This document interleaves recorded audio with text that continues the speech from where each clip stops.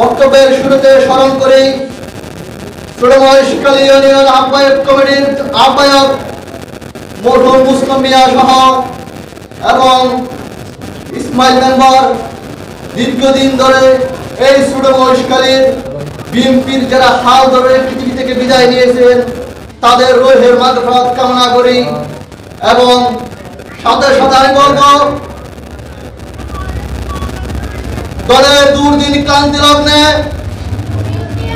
এই দলের সাথে যারা জড়িত আছেন, যারা এই জুলুম নির্যাতনের শিকার হয়েছেন, যারা স্বৈর শাসকের রোশনালের শিকার হয়েছেন, দুর্দিনের কর্মীদেরকে আমরা যথাযথ মূল্যায়ন করব। হয়তো আমরা কোন কারণে সবচেয়ে বিশিষ্ট আহ্বায়ক কমিটিতে সবাইকে আনতে পারিনি, তার জন্য দুঃখ প্রকাশ করছি। এবং সামনে আমাদের ওয়ার্ড কমিটি আছে, ছোট মহেশখালীর পূর্ণাঙ্গ কমিটি আছে, পর্যায়ক্রমে সবাইকে আমরা মূল্যায়ন করব বলে আমি প্রতিশ্রুতিবদ্ধ। প্রিয় সাথী বন্ধুগণ, আপনারা জানেন এই মহেশখালীতে আলহাজ আবু বকর সিদ্দিকের কোনো বিকল্প নেই। কারণ মহেশখালীর যুবদল, ছাত্রদল, স্বেচ্ছাসেবক দল, শ্রমিক দল, অঙ্গ সহযোগী সংগঠন যে দল হোক না কেন, মহেশখালীতে রাজনীতি করতে হবে। আলহাজ আবু বকর সিদ্দিক চেয়ারম্যানের পেছনে রাজনীতি করতে হবে। কারণ সেই মহেশখালী উপজেলা বিএনপির বর্তমান সভাপতি। আমি এই জন্য বলতেছি যে সংগঠনের এই দলের একটা সংগঠন, এই দলের একটা রুলস আছে, এই দলের একটা নিয়ম কানুন আছে। এই দলের নিয়ম কানুন তোয়াক্কা করে যারা সংগঠনের বাইরে সংগঠন করবে সেটা এই দলের সংগঠন নয়, সেটা ব্যক্তিগত সংগঠন। ব্যক্তিগত যদি সংগঠনে যান তাহলে আপনারা পথভ্রষ্ট হবেন। এই পর্যন্ত আপনারা চোখ করিয়ে দেখেন যারা সংগঠনের রুলসের বাইরে গিয়ে রাজনীতি করছে তাদের পরিণতি কি হয়েছে।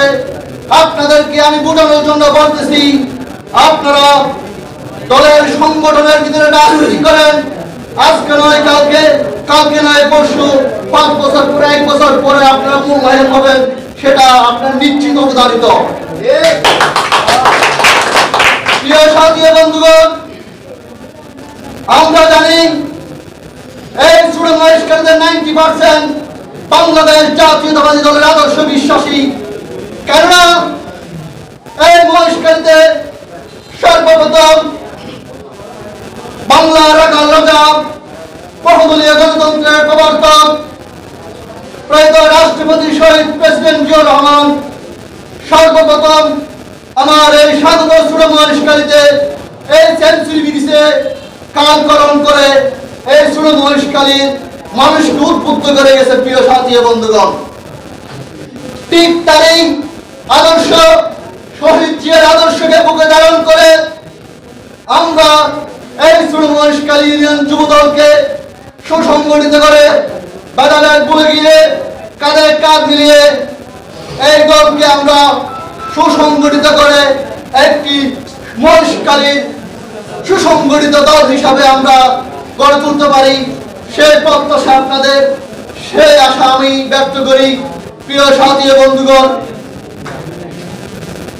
আপনারা জানেন 1975-এ বঙ্গবন্ধু শেখ মুজিবুর রহমান যখন এই বাংলাদেশে একদলীয় বাকশাল কায়েম করার অপচেষ্টা চালিয়ে যাচ্ছিল, ঠিক তাই ধারাবাহিকতায় তারই কন্যা এই বাংলাদেশে একদলীয় বাকশাল কায়েম করার চেষ্টা করছিল। প্রিয় সাথী বন্ধুগণ,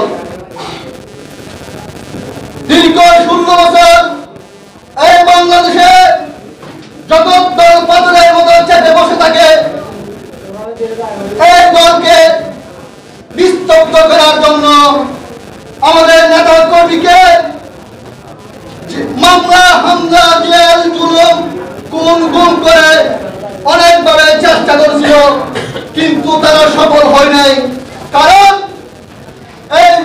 এই বাংলাদেশ জাতীয়তাবাদী দল, গণমানুষের দল, এই বাংলাদেশ জাতীয়তাবাদী দল, জনগণের দল, এই দলের মধ্যে মজলুমের দুয়ারে রয়েছে, যার কারণে আল্লাহর অশেষ রহমত রয়েছে, যার কারণে স্বৈরাচারী শেখ হাসিনা সরকার ব্যর্থ হয়েছে। প্রিয় সাথী বন্ধুগণ, আগামী 5 তারিখ, বিগত 5 তারিখে বৈষম্য বিরোধী ছাত্র আন্দোলনের মধ্য দিয়ে যদি এই সরকার পালিয়ে না যেত, তাহলে বাংলাদেশের মানুষ আবারও আরেকটি 15 আগস্ট দেখত। প্রিয় সাথী বন্ধুগণ,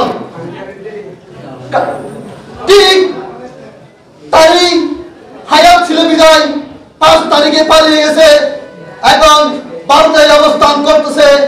এখনো বাংলাদেশের তারই দূষণ রয়েছে।